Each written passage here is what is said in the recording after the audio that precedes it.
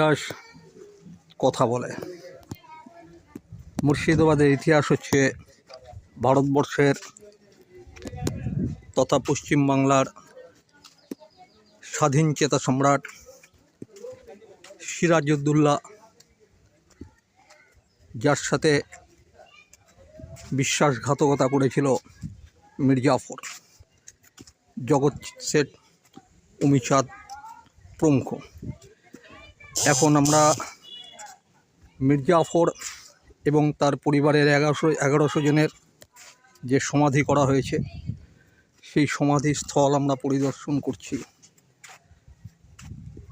ইতিহাসে আমরা মির্জাফরকে বিশ্বাসঘাতক হিসেবেই চিনি বা জানি, কিন্তু প্রশ্ন হলো যে মির্জাফর সিরাজউদ্দৌলার সাথে বেইমানি করেছিল, ভারতের স্বাধীনতা সংগ্রামের সাথে বেইমানি করেছিল, তার মৃত্যুর এত বছর পরেও তার কবরস্থান মানুষ দেখতে আসবে কেন? এই প্রশ্নটা তোলা যেতেই পারে। তাহলে কি ইতিহাস সঠিক তথ্য আমাদের কাছে উপস্থাপিত করেনি?